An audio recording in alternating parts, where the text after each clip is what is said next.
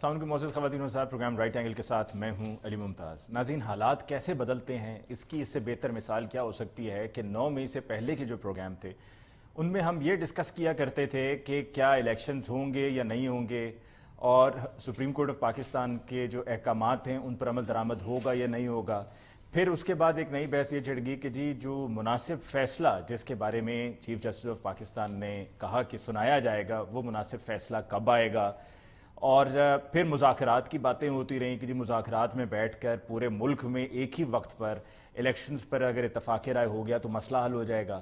یہ وہ تمام ڈسکشنز تھیں جو پہلے ہوا کرتی تھیں، اور پھر صرف عمران خان صاحب کی آج فلاں عدالت میں پیشی، آج فلاں عدالت میں پیشی، یہ ڈسکس ہوتا تھا۔ لیکن اس وقت کسی نے یہ نہیں سوچا تھا کہ اس طرح سے حالات بدلیں گے کہ پاکستان تحریک انصاف کہ جو پچھلے ایک سال سے انٹیکٹ رہی، جبکہ پچھلے ایک سال میں بھی بہت سے پریشرز تھے، اور خاص طور پہ جب یہ ووٹ آف کانفیڈنس کی بات ہوئی پنجاب اسمبلی میں تو اس وقت بھی بڑا پریشر تھا کہ اراکین پنجاب اسمبلی کو توڑا جائے گا، جیسا کہ پچھلے سال اپریل میں ہوا تھا کہ 20 لوگ پی ٹی آئی کے دوسری طرف چلے گئے تھے، اور پھر اس کے بعد کچھ مزید ایسے اراکین تھے کہ جن کے بارے میں بعد میں جا کے ریزرو سیٹس کے خاص طور پہ کہ جو سلپ کر گئے۔ تو کبھی کسی نے سوچا تھا کہ اتنے بڑے لیول پہ پارٹی میں سپلٹ آئے گا، لوگ آئیں گے منظر عام پر ایک ایک کر کے پریس کانفرنسز کریں گے اور ان پریس کانفرنسز میں اپنا پارٹی سے علیحدگی کا اعلان کریں گے۔ لیکن اب یہ سٹیٹ ہے کہ پی ٹی آئی پر ان کے کالعدم قرار دیے جانے کے یا ایک دہشت گرد جماعت قرار دیے جانے کی تلوار سر پہ لٹک رہی ہے۔ عمران خان صاحب کی نااہلی کی تلوار ان کے سر پہ لٹک رہی ہے۔ پارٹی کے جو اہم ممبرز تھے وہ پارٹی میں یا تو چھوڑ کر جا رہے ہیں یا جیل میں بند ہیں۔ ڈاکٹر یاسمین راشد صاحبہ جیل میں بند ہیں، ڈاکٹر شیریں مزاری صاحبہ کو کل چوتھی مرتبہ اور آج 5ویں مرتبہ دوبارہ پھر گرفتار کر لیا گیا۔ مسرت جمشید چیمہ صاحبہ اور جمشید اقبال چیمہ صاحب کے بارے میں بھی آج اطلاعات آ رہی ہیں، گو کہ انہوں نے خود یہ بیان نہیں دیا، لیکن ان کے وکیل نے بتایا کہ جو ان کی ملاقات ہوئی انہوں نے کہا کہ وہ بھی پارٹی کو چھوڑ رہے ہیں۔ تو پاکستان تحریک انصاف کا مستقبل کیا ہے؟ اور الیکشنز کا سوال، آج ریویو پٹیشن جو الیکشن کمیشن آف پاکستان کی طرف سے تھی سپریم کورٹ آف پاکستان میں، اس میں سماعت ہوئی، سماعت اب کل تک کے لیے ملتوی ہو گئی ہے، ساتھ ساتھ آڈیو لیکس کے اوپر بھی کمیشن تشکیل دے دیا گیا ہے۔ لیکن سوال پھر وہی ہے کہ کیا اب حالات بن گئے ہیں پی ڈی ایم کے لیے کہ وہ تسلی سے الیکشنز میں جائیں کہ جب پی ٹی آئی ٹوٹ پھوٹ کا شکار ہے، اور اگر جاتی ہے تو کیا وہی اکتوبر میں یا اکتوبر سے پہلے بھی اب ہو جائے گا؟ آج کے پروگرام میں ڈسکشن کے لیے ہمیں جوائن کیا ہمارے معزز مہمانوں میں جوائن کیا سینئر اینالسٹ جاوید اقبال صاحب نے۔ جاوید اقبال صاحب کو بہت بہت شکریہ کہ آپ نے ہمیں جوائن کیا۔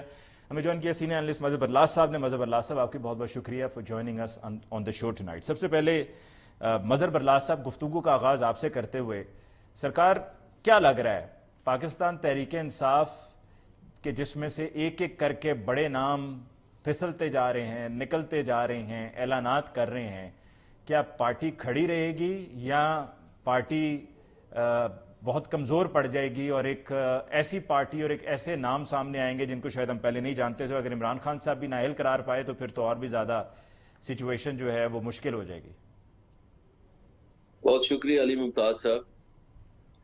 گزارش یہ ہے کہ پاکستان میں یہ کام پہلی بار نہیں ہوا، پاکستان میں یہ کام اس سے پہلے بھی ہوا، مگر اس دفعہ ذرا بھیانک انداز میں ہو رہا ہے۔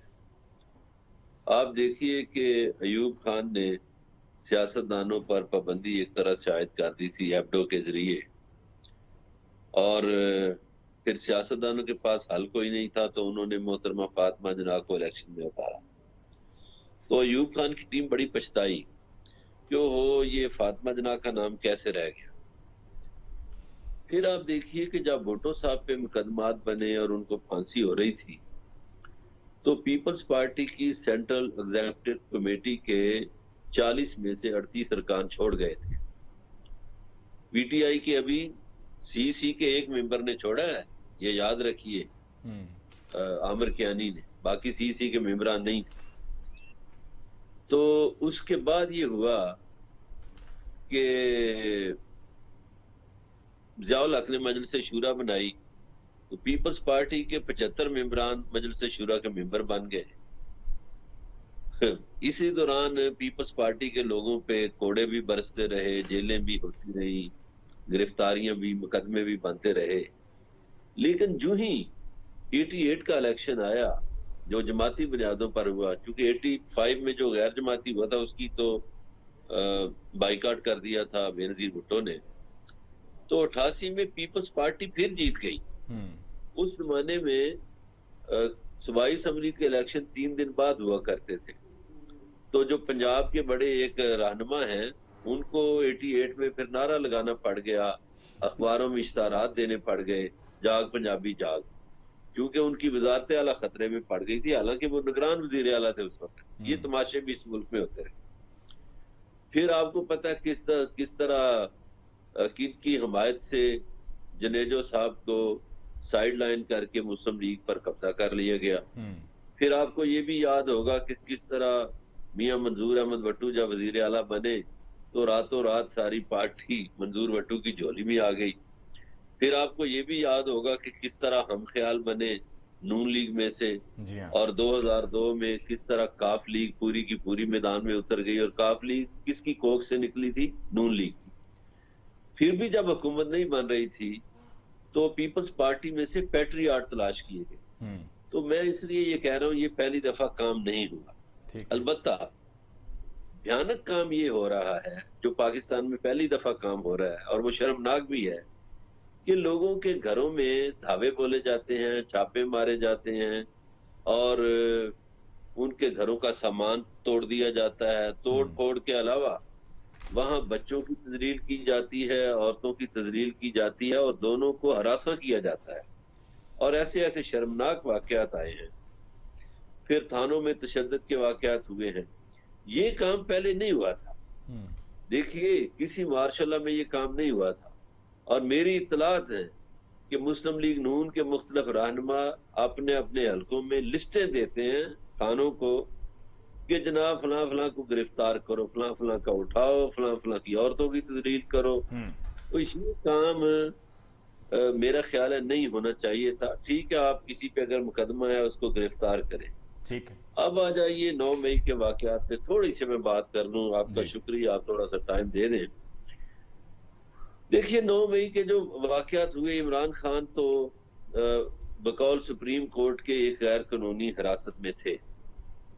ان کی غیر موجودگی میں جو کام ہوئے اس میں بھی آپ دیکھیے کہ میں نہیں کہتا کہ کسی مجرم کو سزا نہ دیں, مجرموں کو سزا دیں, لیکن ایک سوال پیدا ہوتا ہے کہ دنیا میں چھوٹے چھوٹے واقعات پر وزراء استعفے دے دیتے ہیں, حکومتیں استعفے دے دیتی ہیں.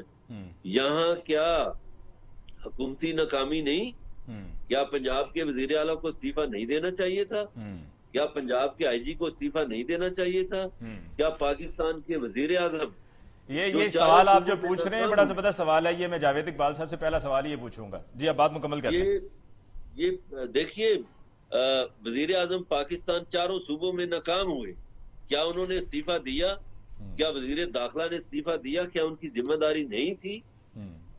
کس لیے حکومتیں کرتے ہیں؟ حکومتوں کی ذمہ داری ہوتی ہے حادثات سے بچانا. اور پھر جو لبرٹی مارکیٹ سے کور کمانڈر ہاؤس تک لوگ گئے اس میں بھی 5 دائرے تھے, وہ کدھر غائب ہو گئے؟ پہلا دائرہ پولیس کا تھا, وہ کہاں گیا؟ دوسرا دائرہ ایم پی کا تھا, وہ کدھر گیا؟ تیسرا دائرہ رینجرز کا تھا, وہ کدھر گیا؟ چوتھا دائرہ کوئک ریسپانس فورس کا تھا, وہ کدھر گیا؟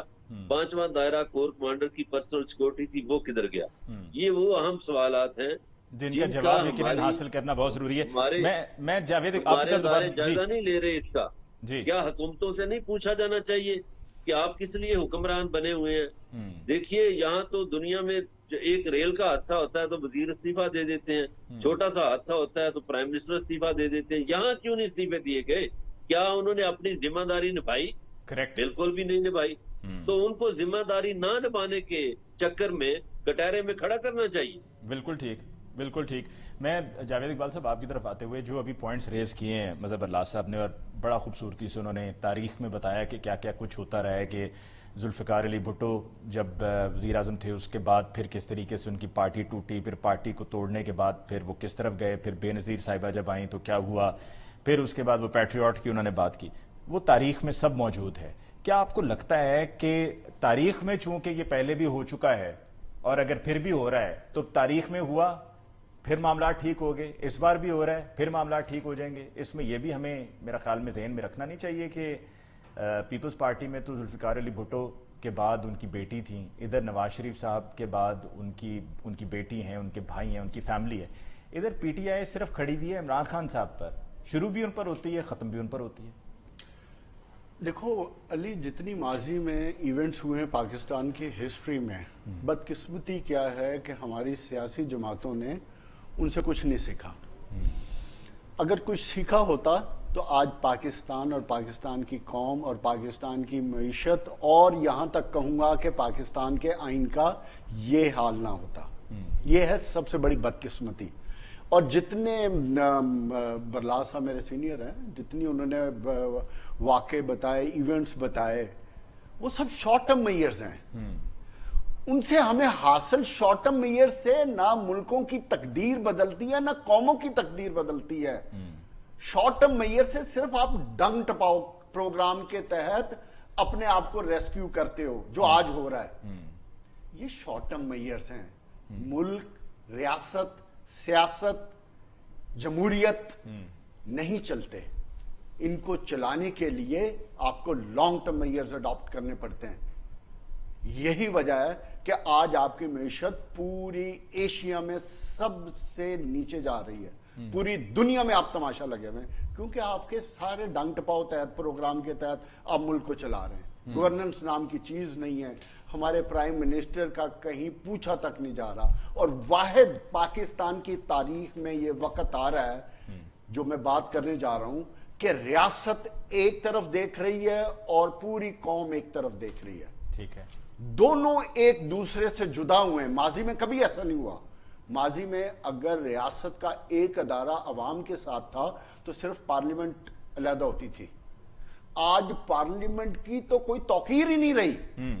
پارلیمنٹ رہ گئی ہے صرف اس کام کے لیے کہ بھئی اپنے کیسز کیسے بچانے ہیں, الیکشن سے کیسے بھاگنا, آئین کی نئی اختراع کیا نکالنی ہے, اور آئین میں ہم نے وہ کون سی ترامیم کرنی ہے کہ جس سے ہم اداروں کو تباہ و برباد کر دیں.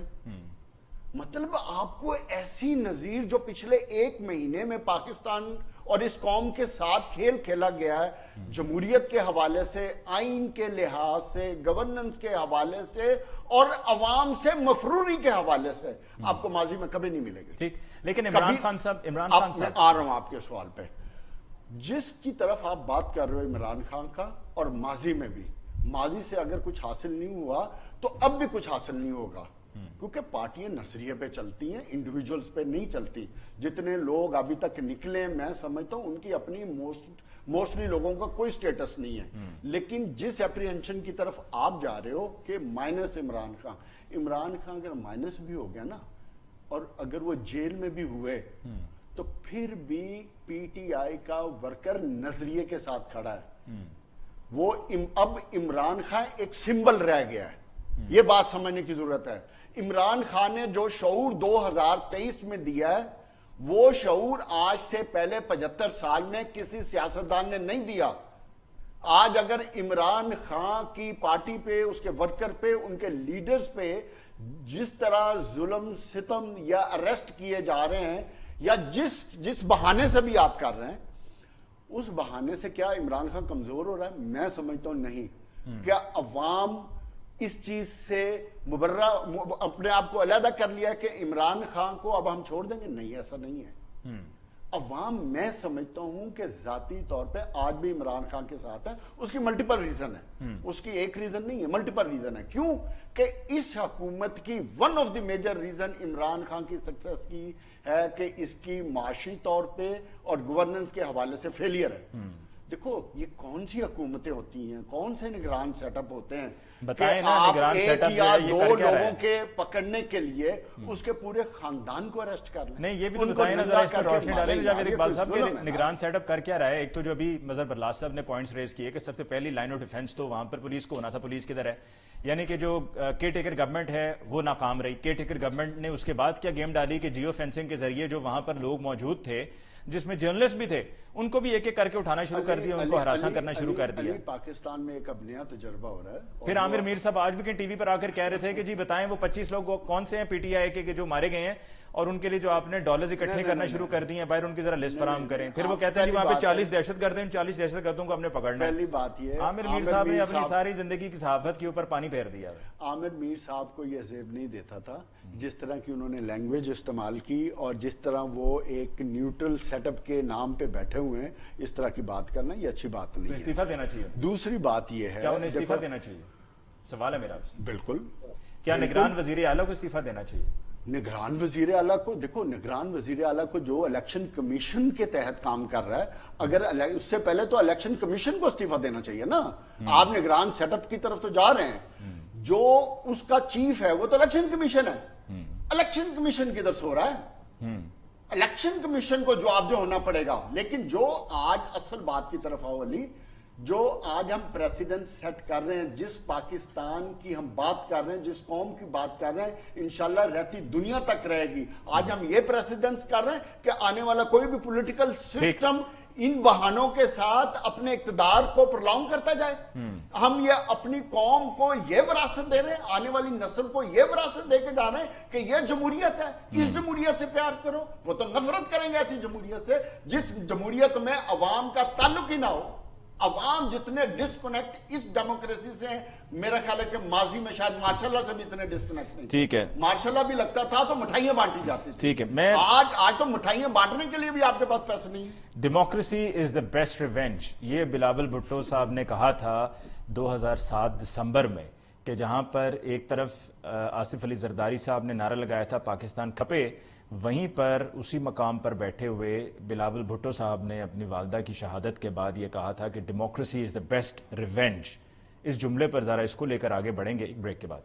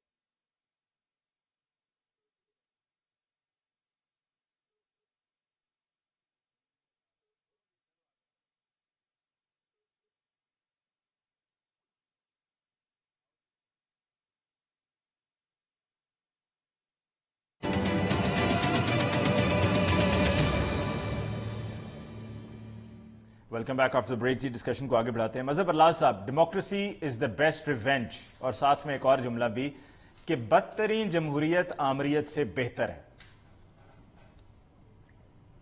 जी हाँ, ये पीपल्स पार्टी ने बिल्कुल कहा था, पाकिस्तान खपे भी कहा था, लेकिन हमें याद रखना चाहिए कि मोहतरमा बेनजीर भुट्टो की शहादत के मौका पर बहुत सी इमारतों को जलाया गया था, बहुत सी गाड़ियां जलाई गई थी, बहुत से बैंक जला दिए गए थे, और उसके बाद फिर आसिफ अली जरदारी ने पाकिस्तान खपे कहा।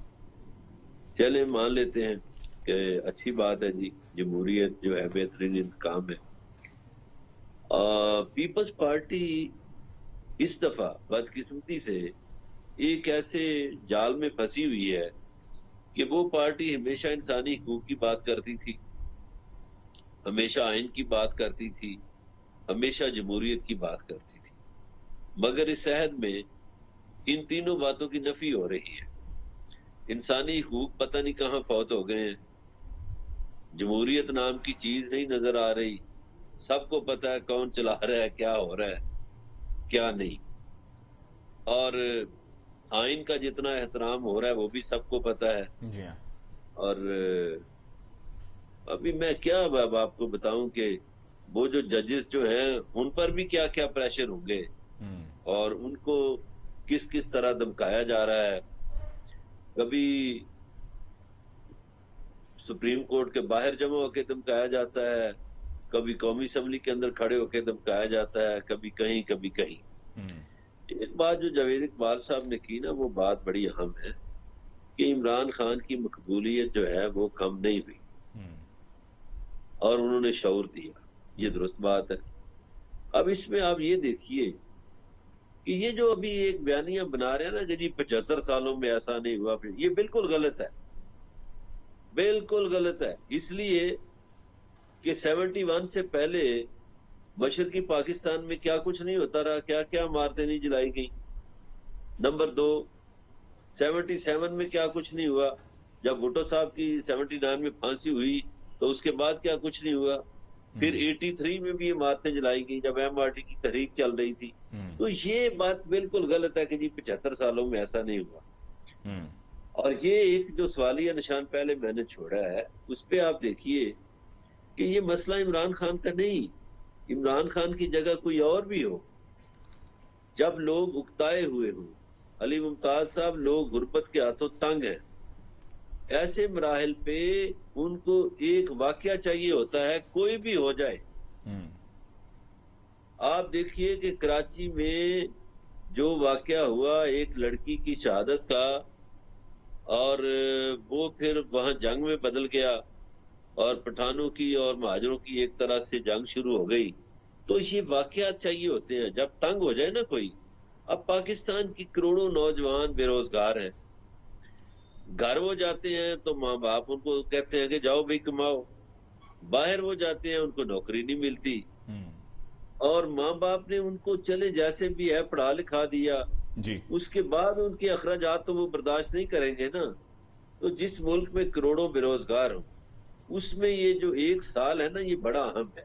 اس لیے اہم ہے کہ اس 1 سال میں بہت سی فیکٹریاں بند ہوئیں, بہت سے بزنس سکڑ گئے, بہت سی بے روزگاری پھیل گئی, بہت ہی غربت میں اضافہ ہوا, مہنگائی میں بے پناہ اضافہ ہوا, غریب زندگی کو ترس گیا, اور جو مڈل کلاس تھا وہ زندگی کی تلاش میں سرگرداں ہے اور وہ غربت میں چلا گیا ہے. تو لوگ تنگ ہیں. اس تنگی کے نتیجے میں کوئی ایک واقعہ بھی ہو جاتا تو لوگ باہر نکلتے, لوگ غصے کا اظہار کرتے. تو لوگوں نے غصے کا اظہار کیا ہے. میں یہ کہتا ہوں کہ جو لوگ ذمہ دار ہیں آپ ان کو سزا دیں, لیکن یہ جو ذمہ داری ادا کرنے میں ناکام ہوئے ہیں ان کو بھی کٹہرے میں کھڑا کریں کہ انہیں احساس ذمہ داری نہیں تھا. یہ کس لیے حکومتوں میں بیٹھے ہوئے ہیں. اور میں ایک اور بات آپ کے پروگرام کے توسط سے کرنا چاہتا ہوں کہ ماشاءاللہ بڑی جلدی شناختیں ہو گئی ہیں. کاش سارا سال جو جرم ہوتے ہیں جو پولیس نہیں تلاش کر پاتی, لوگوں کے گھروں میں چوریاں, مارکیٹوں میں یہ جو سنیچنگ ہوتی ہے یا اور چیزیں ہوتی ہیں, اس میں تو پولیس کبھی نہیں ڈھونڈتی. اور پولیس کے بارے میں ایک اور بات بھی پتہ چل رہی ہے کہ وہ تو دیکھیے چور اپنا کام چلا لیتا ہے. ان کو ایک بہانہ ملا, اب سنا وہ انہوں نے کارکن کا اور ریٹ رکھا ہوا ہے چھوڑنے کا, اس سے بڑے کارکن کا اور صحافیوں کے بھی ریٹ لگے ہوئے ہوں گے. جی, تو انہوں نے اس میں سے بھی دیکھے, جیسے لوگوں کو ایک واقعہ ملا, بہانہ ملا غصہ نکالنے کا, اسی طرح پولیس کو کمائی کرنے کا ایک موقع مل گیا. تو اس کو بھی ہمارے اداروں کو دیکھنا چاہیے کہ دیکھیے نگران حکومت یا کوئی حکومت, اس میں یہ نہیں ہونا چاہیے کہ نون لیگ کے بندے یا کسی پارٹی کے بندے مخالف پارٹی کے لوگوں کی نشاندہیاں کریں کہ فلاں کے گھر پہ چھاپا مارو, فلاں کی عورتوں کو کی تذلیل کرو. جس طرح انہوں نے عثمان ڈار کے گھر پہ کیا وہ انسانیت جو ہے اس کی اجازت دیتی ہے؟ کوئی اخلاقیات اس کی اجازت دیتی ہے؟ ٹھیک ہے, آپ نے اداروں کی بات کی ہے. ایک سوال جو پہلے میں جاوید اقبال صاحب سے, پھر اس کے بعد مظہر اللہ صاحب آپ سے بھی پوچھوں گا. جاوید اقبال صاحب, اطلاعات یہ آ رہی ہیں کہ ایک ایم آئی کی رپورٹ ہے جو کہ آرمی چیف کو جمع کروائی گئی ہے, اور اس ایم آئی کی رپورٹ میں یہ جو 9 مئی کے واقعات ہیں ان کی پوری انویسٹیگیشن ہوئی اور حقائق کو اکٹھا کیا گیا ہے. اس میں یہ کہا گیا ہے کہ جی آئی بی انوالو تھی اور آئی بی کو استعمال کیا گیا ہے اور انٹیریئر منسٹر رانا ثناء اللہ صاحب نے آئی بی کو استعمال کر کے اور ساتھ میں کچھ اور بھی لوگوں کو ڈال کے تو یہ سارا معاملہ 9 مئی کا ایگزیکیوٹ کیا ہے. کیا اس میں کوئی حقیقت ہے؟ دیکھو حقیقت ہے یا نہیں ہے تو وقت بتائے گا، مگر اس سے کوئی بعید نہیں ہے. اس کی وجہ یہ ہے کہ مریم نواز شریف کی ایک بہت فیمس سٹیٹمنٹ ہے، ڈن اینڈ ڈسٹڈ. ڈن اینڈ ڈسٹڈ کہ پاکستان تحریک انصاف اور عمران خان کو لیول پلینگ فیلڈ میں لانے کے لیے ڈن اینڈ ڈسٹڈ کر دیا جائے، مطلب زمین بوس کر دیا جائے. اور فضل الرحمان صاحب کے بیانات ہیں کہ عمران خان اور پی ٹی آئی کی پاکستان کی سیاست میں کوئی گنجائش نہیں ہے. اب آپ اس چیز کے تناظر میں دیکھو، اور دوسری طرف پیپلز پارٹی اور شہباز شریف کو دیکھو، یہ ایک طرف ہیں، یہ اگریسو پولیٹکس نہیں کرنا چاہتے، لیکن مولانا فضل الرحمان اور نواز شریف اور مریم نواز شریف یہ اگریسو پولیٹکس کے حامی ہیں اور تصادم کے حامی ہیں اور ادراؤں کے ٹکراؤ کے حامی ہیں. یہی ایک وجہ ہے کہ آج آئین کو بھی تباہ و برباد کر کے اس کے اوپر کتبے لگا دیے گئے ہیں. اسی لیے جمہوریت کو بھی دفن کر دیا گیا. جمہوریت کو اب کوئی پوچھنے والا نہیں رہا. ٹھیک ہے، اب ان چیزوں کے تناظر میں دیکھا جائے تو اس میں کوئی بعید نہیں ہے کہ آئی بی نے یہ کام کیا ہو، کیونکہ آئی بی تو ڈائریکٹ رانا ثناء اللہ کے انڈر آتی ہے. پچھلے دنوں میرے پاس ایک سب انسپیکٹر آیا پولیس والا، وہ کہتے جی کہ عمران خان کے گھر پہ جب ہم نے عمران خان کو اریسٹ کرنے کے لیے حملہ کیا تو اس وقت 5 ضلعوں کی پولیس تھی اور ہم کچھ نہیں کر سکے. لیکن 2017 میں جب میاں محمد نواز شریف نے خلائی مخلوق کے نام سے لانگ مارچ جب شروع کیا تھا اسلام آباد سے، تو پنجاب پولیس کے 20,000 لوگوں کو سفید شلوار قمیض پہنا کر، جس میں وہ خود شامل تھا، جلسے جلوسوں میں شامل کرایا گیا تاکہ تعداد بڑی نظر آئے.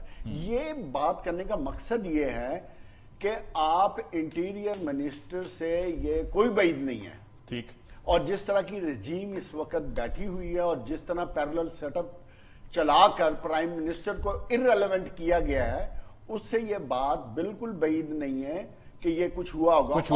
اور ہمیشہ سے ایسے ہوتا ہے جب اس طرح کے عوام جو پچھلے 1 سال سے پسے ہوئے ہیں، تباہی کے دہانے پہ بے روزگاری جس طرح کی ہے اور مہنگائی کے طوفان میں، تو ایسے میں کوئی بعید نہیں ہے کہ شر پسند عناصر اس طرح کے کور میں آ کے چیزوں کو بڑھاوے کی طرف لے جائیں. ٹھیک ہے. اور اس کے باوجود میں سمجھتا ہوں کہ جو کچھ ہو رہا ہے، جس نے بھی کیا ہے، ان کو کٹہرے پہ لائیں، لیکن ان کے ساتھ کوئی 10,000 20,000 دوسرے لوگوں کے ساتھ یہ ظلم مت کریں. سب کو نہ رگڑا اس سے پاکستان کا سوشل فائبر تباہ ہو رہا ہے. اس بات کو سمجھیں. We've got to take a short break over here اور بریک کے بعد واپس لوٹ کر آئیں گے. تو یہی بات میں مظہر اللہ صاحب سے پوچھوں گا کہ کیا کوئی ایسی رپورٹ ہے. سیکنڈلی یہ کہ اطلاعات یہ بھی ہیں کہ شیریں مزاری صاحبہ بھی پارٹی کو چھوڑ رہی ہیں، شاہ محمود قریشی صاحب کے بارے میں بھی ہے کہ پارٹی کو وہ چھوڑ رہے ہیں. تو اس سب کے بعد بھی کیا وہ جو بات ابھی پہلے سی کی کر رہے تھے کہ صرف عامر کیانی صاحب نے چھوڑا ہے، مظہر اللہ صاحب بھی بات کر رہے تھے اور سی سے کسی نے نہیں چھوڑا ہے، تو ایک ایک کر کے وہ نام بھی سامنے آ رہے ہیں جو کہ بڑے نام ہیں پاکستان تحریک انصاف کے. اس پہ بات ہوگی ایک بریک کے بعد.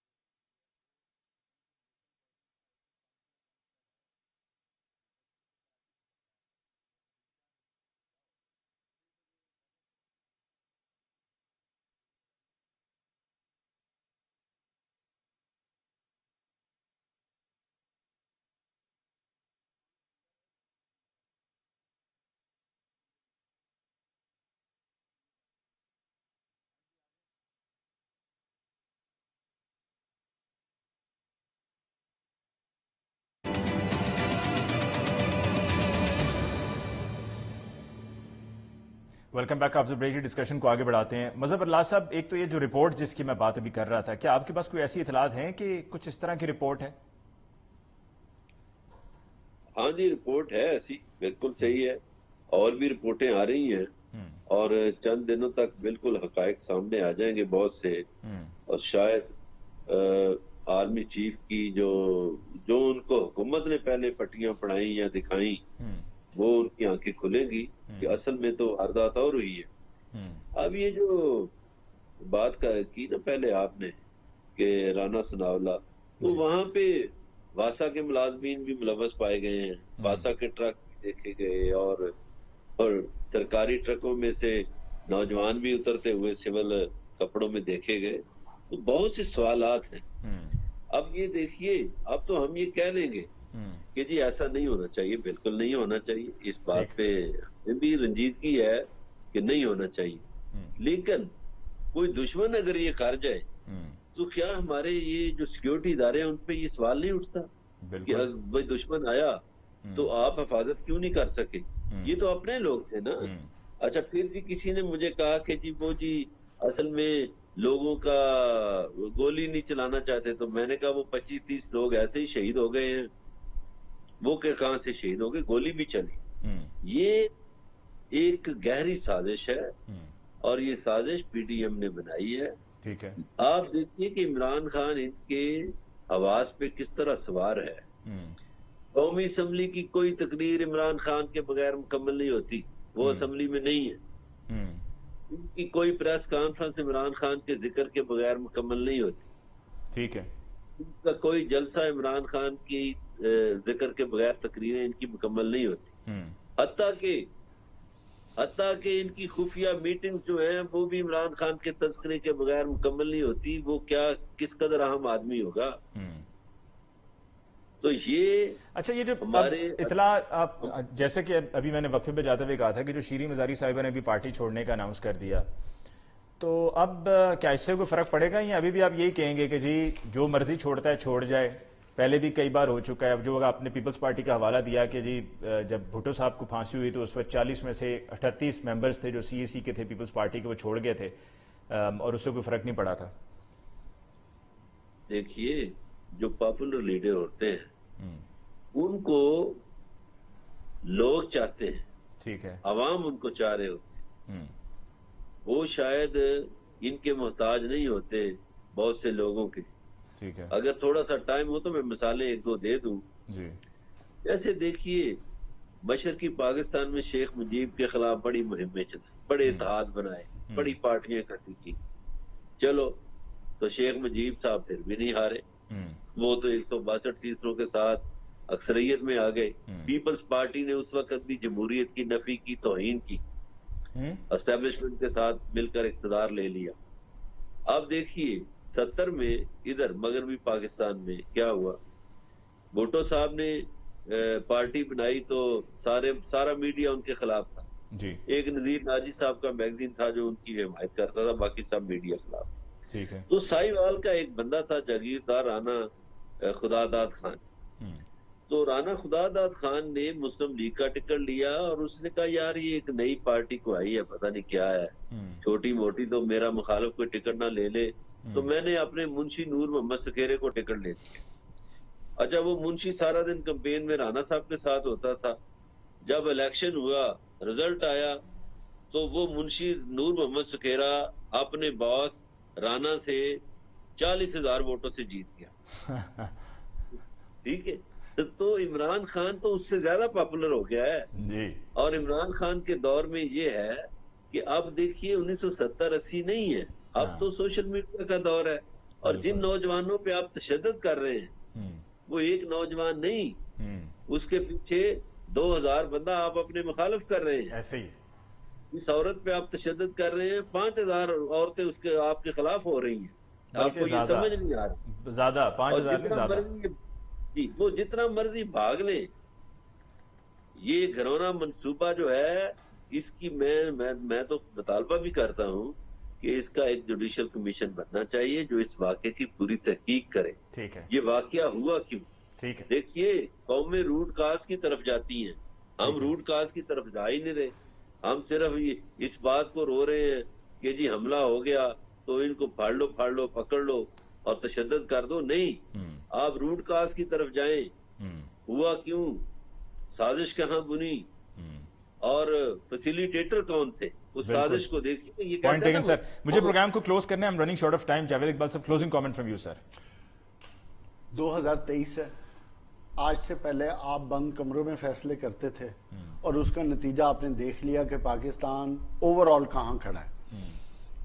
اب खुदा का वास्ता है 65% पाकिस्तान की नौजवान कौम है जिनकी उम्रें 35 साल से कम है।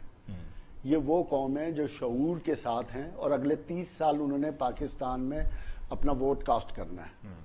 आप इनको समझें, इमरान खान की नेचर को समझें कि वो हारने वाला नहीं है। अगर आप इमरान खान को आज ख़त्म भी कर देंगे तो उसका नज़रिया रहेगा। ये कौम अब वो पुराने दकियानूसी सियासी तरीक़ाकार और वारदातों के साथ अब नहीं बर्दाश्त आखिर में करेगी। जरा ये भी बता दें कि 2023 में अब इंतखाबात होंगे और क्या वही अक्टूबर में ही उससे पहले? जी नहीं, फिलहाल इलेक्शन दूर दूर तक कहीं नजर नहीं आ ठीक है, रहे। मजहब अल्लाह साहब आप भी जल्दी से जरा इस पर बता दीजिए कि इलेक्शन 2023 में आपको नजर आ रही है या नहीं? अगर तो 10 दिन में तक मुज़ाकरात हो गए तो इलेक्शन हो जाएंगे, 10 दिन मुज़ाकरात ना हुए तो फिर लंबा खाता है। फिर लंबा खाता है। चलें जी, हमारा खाता आज तक के लिए इतना ही था। हमें इजाज़त दीजिए। मजहब अल्लाह साहब आपको बहुत बहुत शुक्रिया। जावेद इकबाल साहब आपको बहुत बहुत शुक्रिया। नाज़रीन इंशाल्लाह आपसे अगले हफ्ते मुलाकात होगी, तब तक के लिए दीजिए इजाज़त। अल्लाह निगहबान।